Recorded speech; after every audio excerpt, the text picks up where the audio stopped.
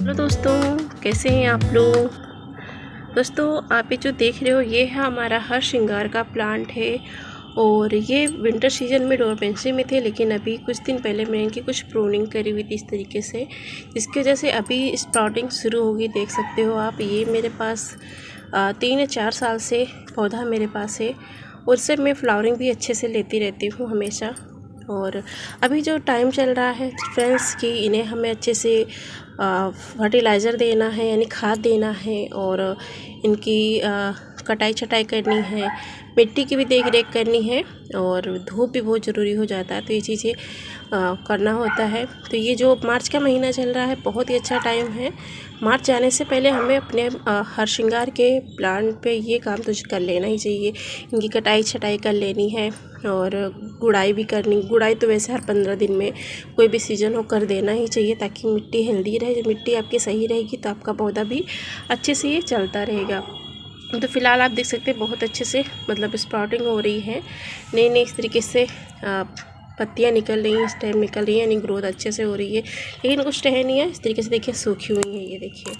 तो इनको भी हमें रिमूव करना है, क्योंकि क्या होता है एक्स्ट्रा एनर्जी ये लेती रहती हैं।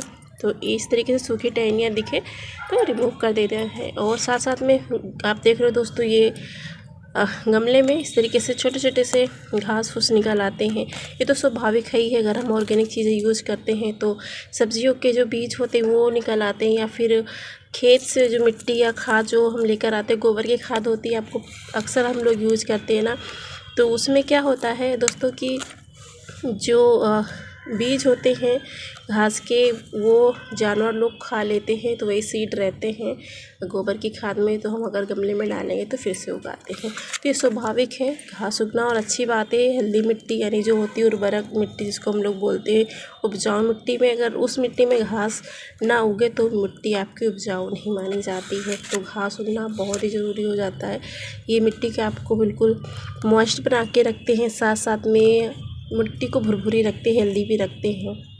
ऐसा टाइम आ जाता है गर्मियों में कि अगर हम पानी देना भूल भी जाएं तो इनकी वजह से क्या होता है, मिट्टी में थोड़ी सी नमी बनी रहती है, ये चीज़ रहता है। तो आप घास को मतलब इतना वो मत सोचें कि क्या कहते हैं कि हम हटा दें या फिर रहने दें। कुछ चीज़ें होती हटा देनी चाहिए, लेकिन अभी देखिए इसमें ये सूखी हुई लकड़ियाँ जो है इनको भी हटा देना चेक करके। कुछ मतलब स्टैम्प्स होती हैं इस तरीके से, सर्दियों में इनका असर हो ही जाता है, जो पाला होता है। और देखिए सूखी हुई लकड़ी है, लेकिन साथ में नीचे से स्प्राउटिंग हो रही है। इनका मतलब यही होता है कि अगर ज़रा से भी देखिए जान रहती है तो अपना असर जो नेचुरल होता है, नेचर का जो नेचर होता है वो चीज़ नहीं जाता। तो जो सूखे हैं स्टेम उनको मैं दोस्तों हटा दूँगी। देखिए इस तरीके से। तो मैं यहाँ पे सीजर का यूज़ कर रही हूँ, क्योंकि इस तरीके से तोड़ने से क्या होगा कि थोड़ी सी एक टेढ़ी मेढ़ी स्टेम हो जाएगी। यहाँ पे सीजर से मैं कट कर दूँ। जो सूखी हुई स्टेम है दोस्तों देख कर ही करिएगा, क्योंकि कभी कभी गलती से हो जाता है, हम लोग अच्छी खासी स्टेम को कट कर देते हैं। तो मैं यहाँ देख रही हूँ शायद ये भी है, यहाँ से कर देते हैं। और भी हैं, उनको भी मैं कट कर दूँ, यहाँ से हो रही है। तो प्रूनिंग ज़रूरी, अगर आप लोगों ने प्रूनिंग नहीं करी है दोस्तों तो कर लीजिएगा, ताकि अच्छे से आपका प्लांट चल सके। यहाँ पे भी हो रही, तो ये लंबी सी स्टेम हो जाएगी, तो यहाँ से मैं कट कर देती हूँ ताकि ये थोड़ा सा घना होता जाए। ये करना है। यहाँ पे जो सेकेंड चीज़ है, हमें प्लांट की गुड़ाई करनी है। तो गुड़ाई भी अच्छे से कर देनी है। मिट्टी देख सकते हैं दोस्तों कितनी भुरभुरी हमारी है। इस तरीके से मिट्टी आपको बिल्कुल भुरभुरी बना के रखनी है, ताकि जड़ें अच्छे से फैल सकें। और उनकी ग्रोथ इतनी अच्छे से होती है, इतनी अच्छे से इनकी जड़ें फैलेंगे। तो गुड़ाई करना है। और देखिए पत्तियां जो होती ना, अगर इसी में गिर जाती हैं तो बहुत ही अच्छा मतलब होता है। मैं तो अक्सर ये करती हूँ, पत्तियां होती हैं फूल होते हैं ना, इसी गमले में डाल देती हूँ, क्योंकि वो इसी में मल्च होके खाद बना देते हैं। वो पत्तियों वाले खाद, फूल वाले खाद तो पौधों के लिए तो आप समझे या वरदान ही होता है। और वर्मी कंपोस्ट दोस्तों बहुत ही अच्छा होता है हमारे हर श्रृंगार पौधे के लिए। तो आप दे सकते हैं वर्मी कंपोस्ट, जो केचुए की खाद होती है ना, वो वाली बात कर रही हूँ मैं। गुड़ाई करने के बाद अगर आपकी मिट्टी थोड़ी सी सोगी या गीली दिखती है तो आप धूप दिखा दें 1-2 घंटे, या सुबह में गुड़ाई करिए, शाम तक इनमें धूप दिखाते रहिए। उसके बाद में इनको जब इस तरीके से मिट्टी भुरभुरी या सूखी हो जाए तो इनको फर्टिलाइज़ कर दें। फर्टिलाइज़र में यहाँ पे दोस्तों देने वाली हूँ बिल्कुल ऑर्गेनिक और फ्री का। दिखा दूँ मैं ऐसे, फ्री का है मेरा। तो यहाँ मैं देने वाली दोस्तों ये है प्रोटीन युक्त कैल्शियम युक्त तुम्हारा फर्टिलाइज़र, लिक्विड फर्टिलाइज़र। ये येलो है, देखने में वाइट सा लग रहा है।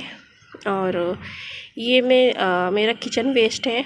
किचन वेस्ट में बता दूं क्या है, ये जो हम लोग आलू बॉयल करते हैं या दाल बॉयल करते हैं उनका जो पानी निकलता है ना, वो है। सब्जियों को बॉयल किया हुआ ये पानी है। तो जितने भी न्यूट्रिएंट सब्जियों में दाल में होती है ना, वही पानी में आ जाता है बॉयल करने के बाद। तो मैंने पानी फेंकने के बजाय पौधों में यहाँ पे यूज़ करना है। जितने भी पोषक तत्व होते हैं वो पौधों को मिल जाएंगे। बिल्कुल भी ऑर्गेनिक है दोस्तों, डरने की बात नहीं है। आप कम ज़्यादा किसी भी मात्रा में दीजिएगा, बिल्कुल भी नुकसान नहीं करेगा। तो इस तरीके से देख सकते हो यहाँ पे कम से कम ये 250 या 300 ml है। तो डायरेक्ट आप ऐसे ही दे सकते हैं गमले में। और ये नहीं कि हम क्या कहते हैं थोड़ा सा पानी भी ऐड कर सकते हैं अगर। और कंपोस्ट करने की बात करूँ तो अगर 2-3 दिन को रख देते हैं ढककर तो बहुत अच्छे से डिकम्पोस्ट हो जाएगा और ये अच्छे से भी काम करेगा। बट मैं सुबह का निकला हुआ है तो इवनिंग में दे रही हूँ दोस्तों। तो आप भी दे सकते हैं। अगर आप और अच्छे से इनको कंपोस्ट करना चाहते हैं तो 2-3 दिन ढक के रखिए, फिर इनमें पानी ऐड करके दीजिएगा और भी अच्छे से काम करेगा। तो यहाँ पे फाइनली मैं इस तरीके से गुड़ाई करने के बाद में दे देना है अपने हर श्रृंगार को। ये चीज़ आप रोज़ दे सकते हैं, हफ्ते में एक बार दे सकते हैं। फिर देखिएगा इनकी ग्रोथ कितनी अच्छे से होने वाली है। और देखिए इस तरीके से नीचे जमा हुआ है। तो ये है हमारा श्रृंगार का फर्टिलाइज़र, जो कि बहुत ही शुद्ध और ऑर्गेनिक है। ना तो हमारे मिट्टी को नुकसान करेगा, ना ही पौधों को।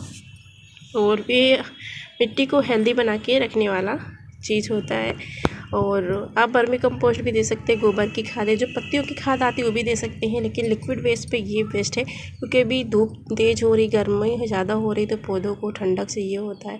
तो लिक्विड में हम दे सकते हैं। गोबर की खाद थोड़ा सा मतलब क्या होता है कि अगर कच्ची रह गई, अगर 3-4 साल पुरानी खाद नहीं होगी, कच्चा पका हुआ जो होता है डिकम्पोस्ट हुआ नहीं होगा, तो वो पौधे आपके लिए गोबर की जो खाद होती है पौधे को नुकसान करेंगे, पौधे को जला भी देते हैं। तो इस चीज़ का ध्यान रखिएगा बिल्कुल। अगर आप गोबर की खाद यूज कर रहे हैं तो अच्छे से वो डिकम्पोस्ट होना चाहिए, तभी अच्छे से असर करेगा। इस चीज़ का ध्यान रखिएगा। बाकी धूप बराबर दिखाते रहिए 5-6 घंटे की। और पानी भी देख कर दीजिएगा। पानी जब इसमें नमी रहेगी दोस्तों तभी अच्छे से इसमें ग्रोथ होगी और आपका हर श्रृंगार अच्छे से फ्लावरिंग भी करेगा। तो दोस्तों ये थी आज की हमारी वीडियो हर श्रृंगार प्लांट के ऊपर। अगर आपने भी ये सारी चीज़ें अपने प्लांट के ऊपर नहीं करी हुई तो भी बिना देरी की करें, ताकि आने वाले टाइम में पूरी गर्मी आपको अच्छे से फूल दें। वीडियो अगर अच्छी लगी हो तो वीडियो को लाइक करें, शेयर करें दोस्तों। और चैनल पे नहीं हैं तो चैनल को मेरे ज़रूर सब्सक्राइब करें, साथ में बेल आइकन भी प्रेस कर देना, ताकि जब मैं ऐसी ही वीडियो आप लोगों के साथ में शेयर करूँ तो इसकी नोटिफिकेशन सबसे पहले आप लोगों को मिल सके।